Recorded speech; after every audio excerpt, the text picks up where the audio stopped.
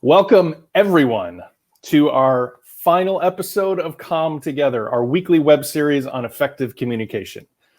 When the pandemic started, we opened our doors to show you our very own strategies and techniques for effective communication, virtual and otherwise. So each week, we spend about 30 minutes with some of Duarte's communication experts. You can see them right there and right there and over down there. We talked through relevant topics together. We answered your questions, and most fun of all for us, we took you behind the scenes at Duarte to see how we solve the toughest communication challenges of the world's top brands and thought leaders. And gosh, you guys, we had so much fun doing this. We hope you had as much fun watching. Today, for our final episode, we have a special treat. We brought back 3 of our guests from throughout the series, and we're going to do a panel discussion with some of the bigger picture questions that we've been hearing. We went pretty tactical in the web series. Today, we're going to go a bit more high level.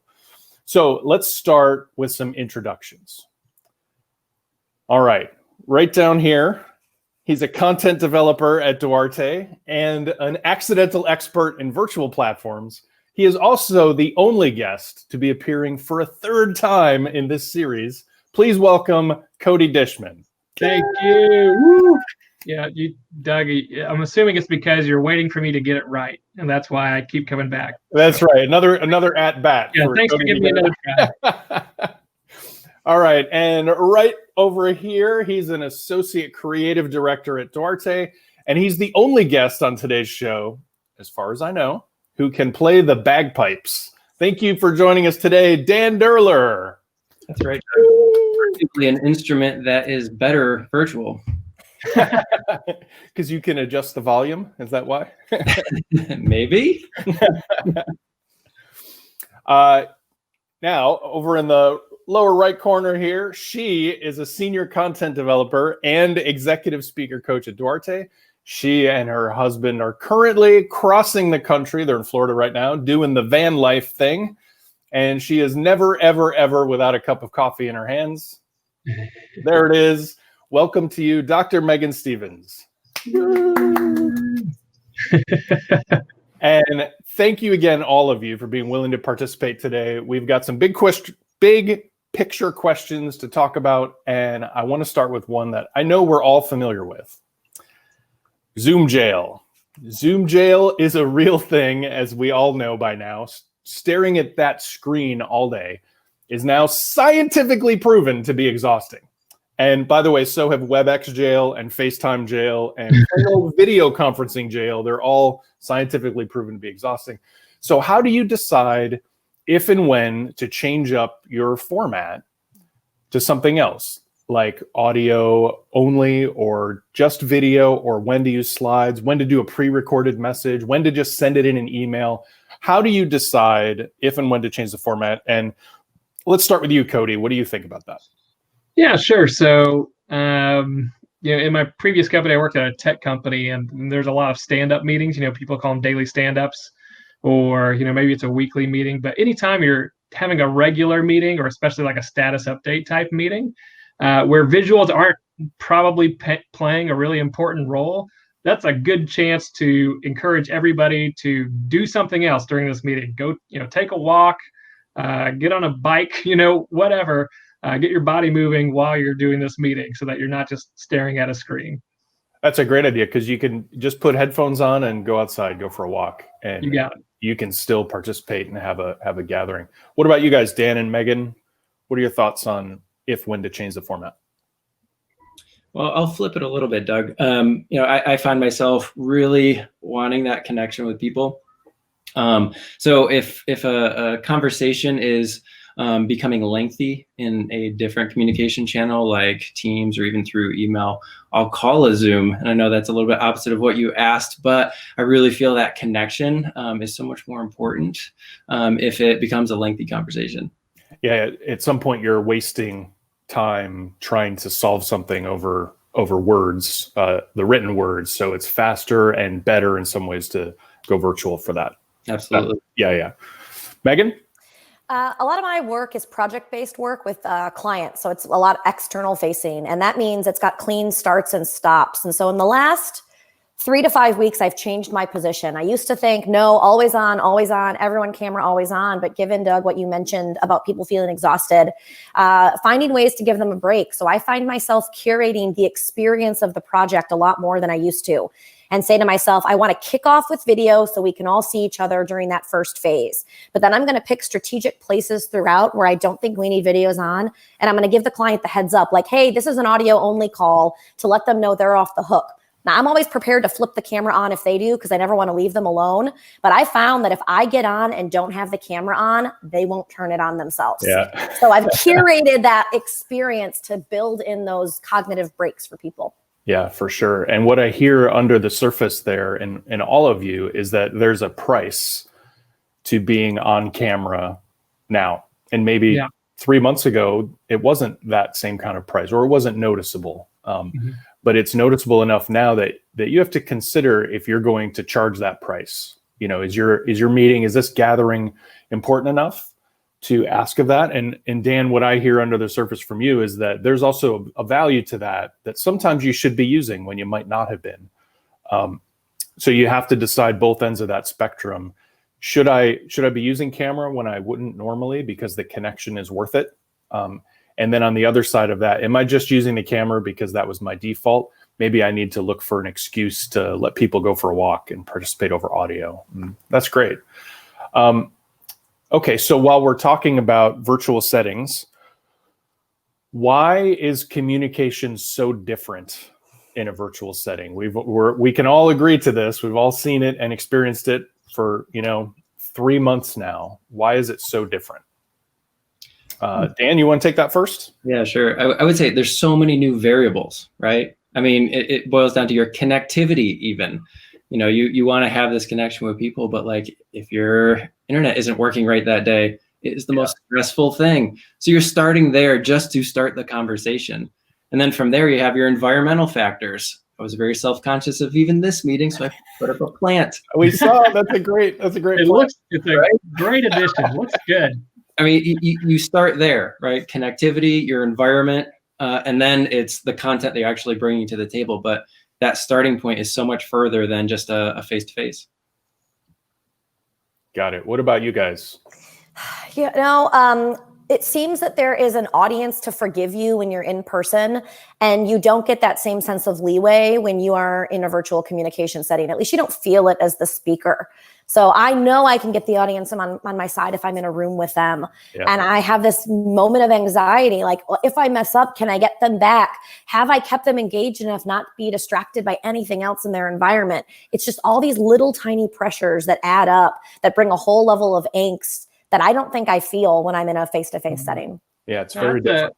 Yeah, it's a good point, that because you're not getting the feedback, right? Because you're right. When you are in a room with people, you get a better feeling about how it's going, right? Is this landing? Is it not? But when everybody is on mute, you don't get like the subtle or just like these subtle hints that people are paying attention. And the other hard part for me is like, we're just competing with so many distractions. It's just too easy to click on your email. You almost feel like you have to be more interesting or more engaging virtually than you do in person. You lose the politeness factor. So there's just a lot that's different and more difficult. Yeah, it's harder to be great in this setting. All of us deal directly with clients, and the expertise, the muscle that you build up over years of doing that is an intuition about how well you're connecting with that client. You start to get good at sensing that. I can tell they get what I'm saying. I can tell they're excited about this pitch. I can tell that they trust us. You start to get an intuition about that. And boy, when you go virtual, it's like putting a blanket over that. Like it's like communicating through an aquarium. All of your senses are out of whack. You can't trust all of those muscles that you built up over time. It's very different. Can I also say it's like hard for me to like stay in frame and to not move around like my body the whole time. Like my leg is constantly bouncing. I don't know if you can tell or not, but I just like have this energy that makes me want to like move. But I feel like I have to stay perfectly still and it kind of like after a while I get exhausted. I love that you said that. I am wringing my fingers right now. And I'm like, they're out of frame. They can't see. They're out of frame. They can't see. Because I am so hyper-focused at staring at the camera lens. I'm not even looking at the foursquare, which means I lose all the cues. I have no idea how y'all are responding to me. I'm just going to assume it's going really great. But I didn't like the way my eye contact looked when I looked down at the foursquare. So I'm like, nah, I'm going to stare at this little dot and I'm not going to move. So this is what's happening. And I'll be raise my hand and say, and I know I'm not alone. I look at myself. How weird is that? Sure. I'm going to get back into a real setting. I'm going to need a mirror. Yeah, you're just going to have to carry around your camera, your phone, and be looking at the selfie view all the time. Well, I'm going to give special dispensation right now.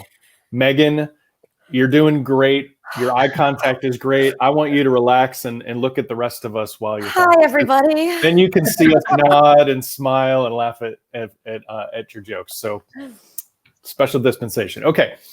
So the next question, we talked about how virtual is harder. We've talked about how it's changed things, how it's exhausting people. But I think we've also seen some places where virtual is better. So when does virtual communication beat in-person communication? When is it better? Yeah, I'll take the first shot of this. At a holistic level, like a holistic experience level, I think it probably doesn't beat the holistic experience of just being in person because of all the advantages of just, there's a natural fluidity whenever we are in the same room that it's really hard to replicate when you're online. But I think what you're getting at, I agree with, is there are some things that you can do through technology platforms that are much easier than speaking to a large audience. I'm thinking about feedback, like getting feedback from a large group of people. If you're on a stage and you're really trying to get a good sense of some of the comments from the audience, it's really hard to do that. I've seen people try to do that with text platforms and things like that. But when you're doing it virtually, you can ask for, hey, everybody put your comments in the chat box right now on this question, or you can put up a poll and instantly get a sense of where your audience is on a certain poll question, or even annotation. So it's easier to get lots of feedback from a big audience. That annotation is something I learned from you, Cody, and from Doug in your playing of different online platforms. And I found it to be incredibly helpful, especially in meetings with large groups of people. I was meeting with a client group. They had 9 stakeholders, and I had to get them to all agree on a message strategy moving forward. And that's a tough task in person, but it seemed equally challenging online until I started to use the collaboration tools. Because I got to put a slide up and say, cross out the statements you don't like, underline the ones you do. And because they all got to do it at the exact same time in front of their screen, it was so much faster than it would have been had we been in person.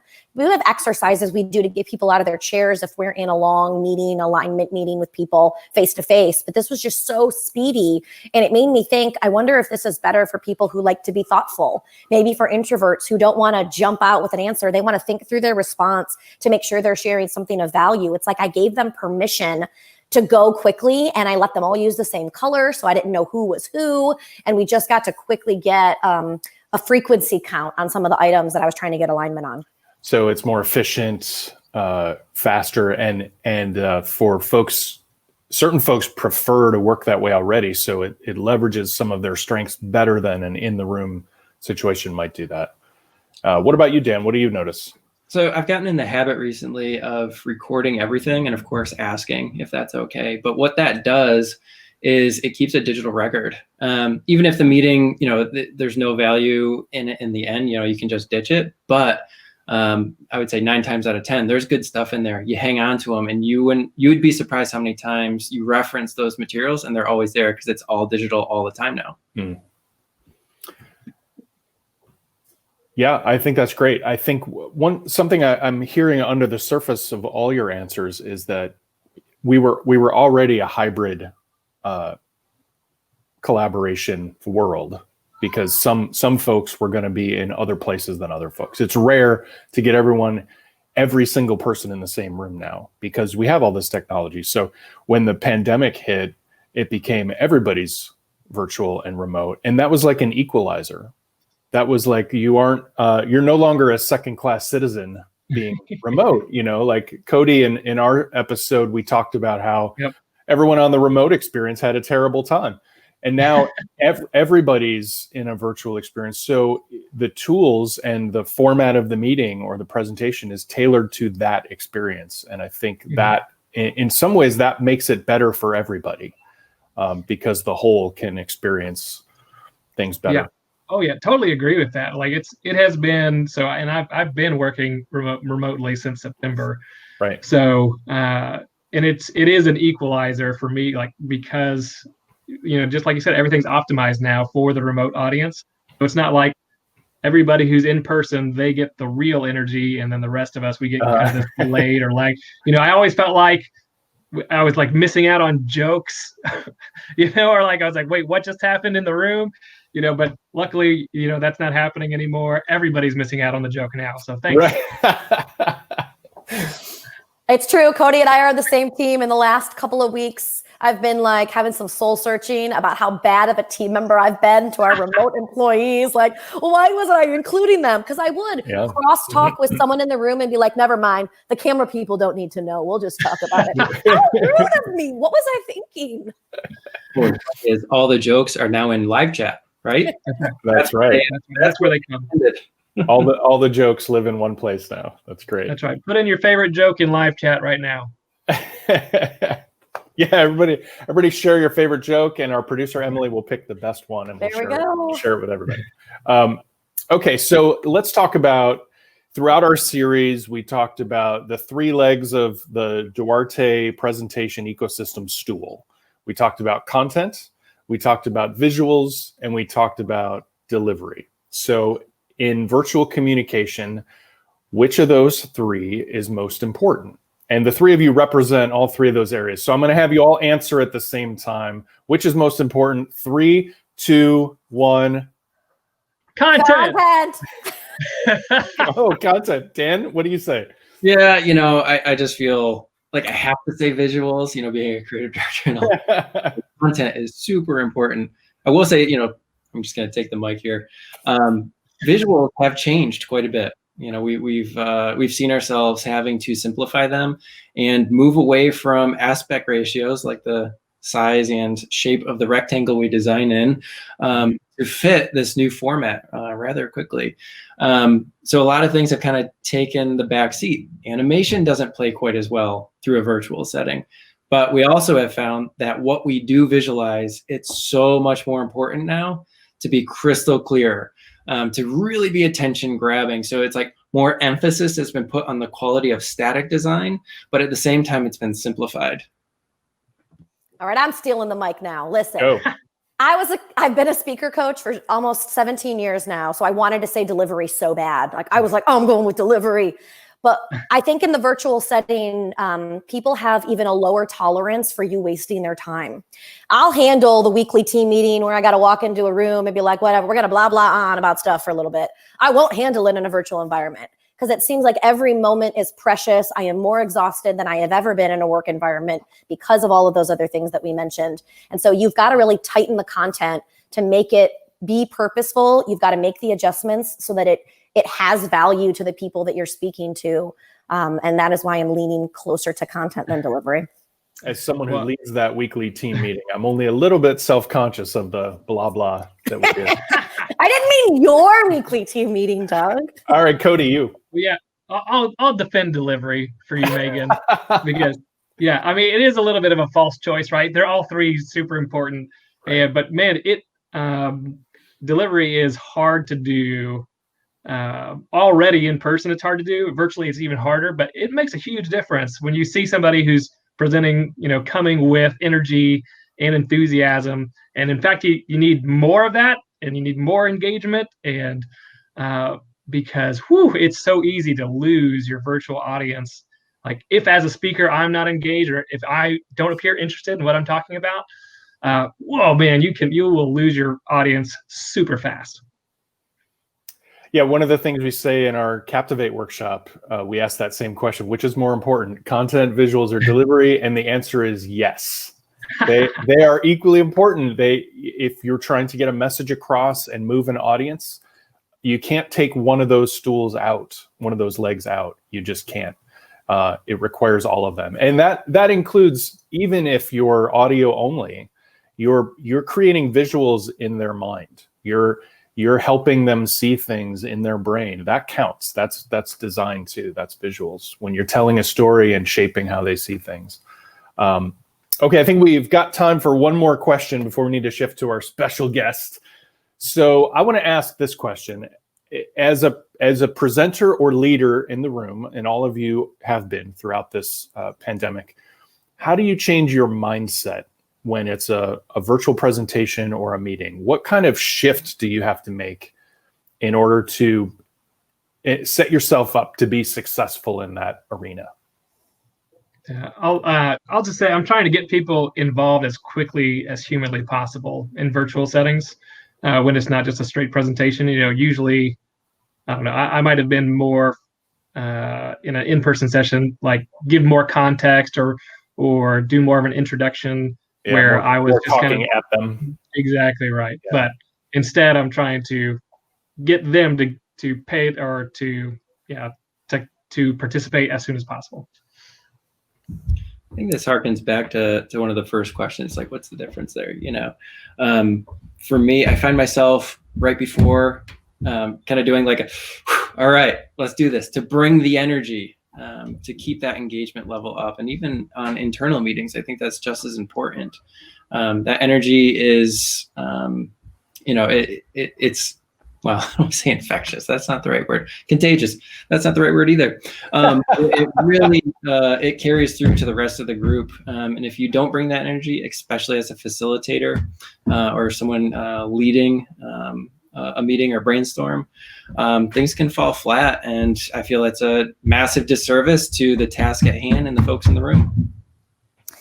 I have a strong bias towards pragmatism and efficiency at the cost of a lot of other things that are really good. And I know that about myself. But in a virtual setting, everything takes longer.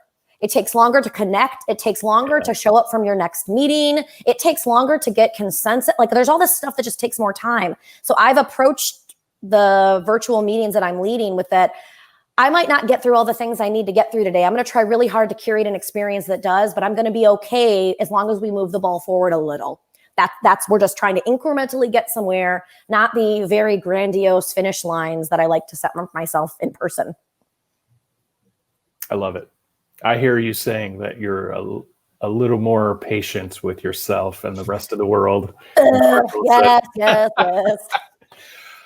Well, guys, I want to thank you so much for joining us today. This was so fun. You guys are smart and brilliant and fun to talk to. So thank you for joining us. And this was awesome. I think the whole audience will agree.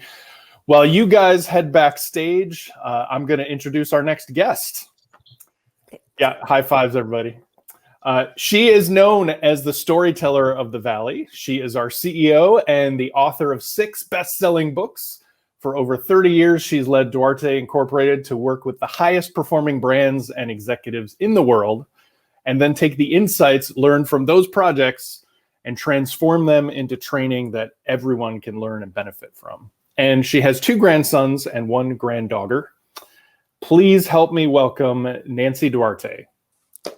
Yeah. Hi, Nancy. Thank you. The whole team is backstage applauding for you to come out. Oh, thanks for having me on your show. Oh, it's an honor and a pleasure. We love talking to you. Nancy, we've spent time throughout this entire webinar series with Duarte folks who spend every day in the trenches with clients. But I'm glad we get the opportunity to talk to you today because you get to see both worlds. You see us in the trenches every day. You work alongside us, but you also, because you're an executive, you're our CEO, you see that higher view.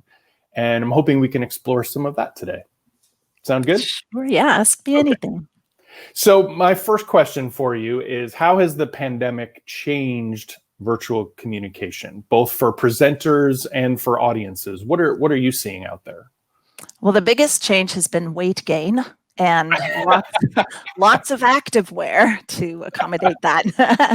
So I think that this is here for good. Like, it's not this episodic thing that we'll remember back when we had all these virtual experiences.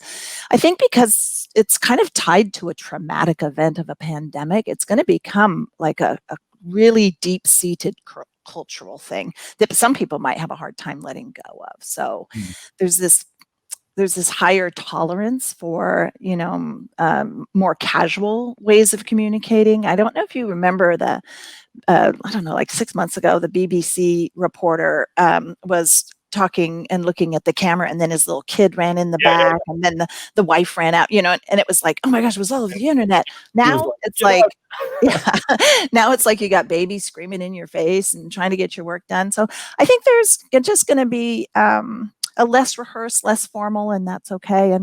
And in this format, you have to be quite a bit more real and more transparent to make a connection.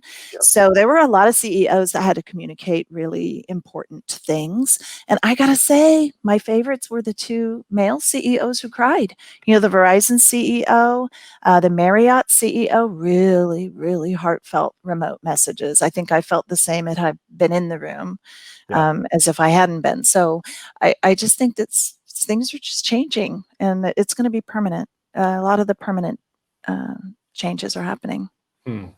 That makes me think about, in our space at Duarte, we have a big room in our building called the Story Place, and it's our town hall. It's where we hold trainings. It's where we gather for all of our company. Whenever we pull the whole company together, it's in that room. Yeah. But we can't all go into that room right now. So how are you thinking about physical space in this new world?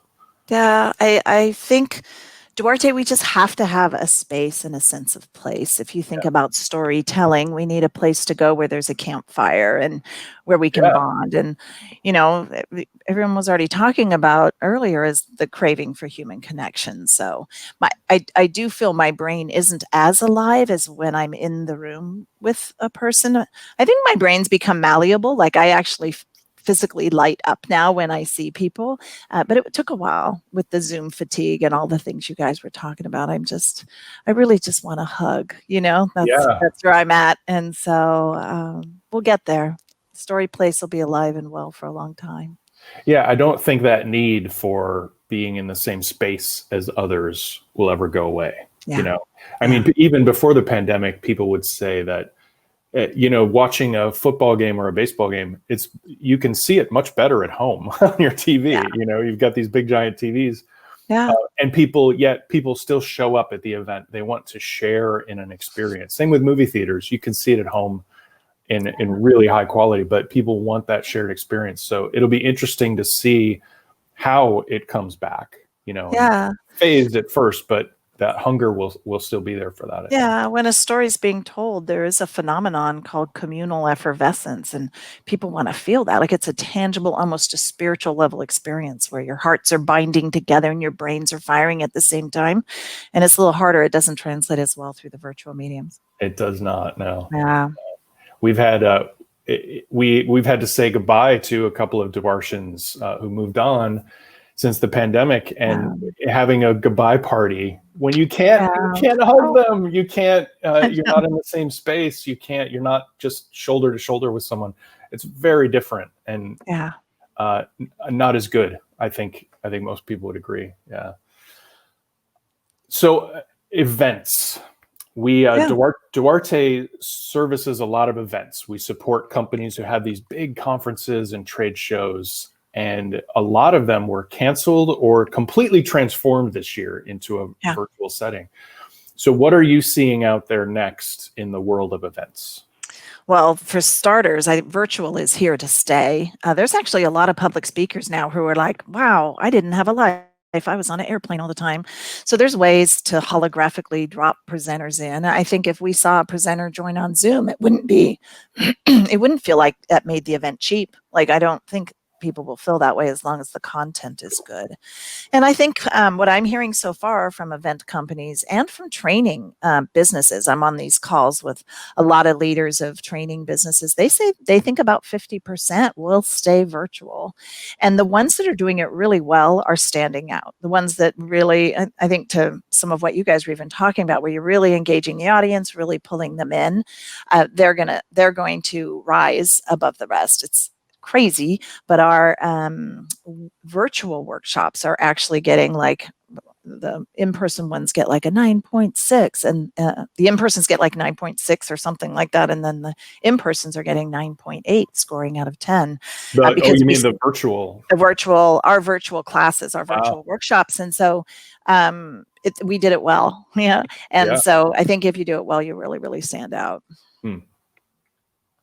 I want to talk about leadership for a second, because you mentioned the Verizon CEO, the Marriott CEO, and this season has been particularly demanding of leaders. Yeah. How has it changed you? How have you changed in this season of leadership? I'm different. I'm really different. I think I learned a lot about myself. I saw the gaps. I think when you know that your employees are out there and feeling lonely and fatigued, I felt more compelled to water them, like give them things that would give them hope, because it just felt like everyone was really parched. I have learned to look at the little dot, the little camera, and have my heart warm and know that there's people out there, that there's people and not technology. And I had to increase the amount of communication. And then I started to do videos. I started to release video memos because they were faster and people could see my emotion. Like sometimes you could read emotion into an email, but in this case, they could hear the language I was saying with tenderness or with urgency, and all of that. And I think that was, I think it was effective. And there was this moment, it was even last week, all the racism, I had written a rally cry to other entrepreneurs. It was this moment where I was like, we could rise. We were born for this. We're bruised, but we're not broken. And it was just this appeal. And I wanted to record this thing. And I was looking in the camera, and every time I rehearsed it, and my husband asked me, like, who are you? Who is that for? And I said, I guess it's for me. He goes, slip your own name in it. And I did this beautiful, encouraging video to myself because I needed it. Yeah, I needed it. And then I forgot to hit record, but it was awesome.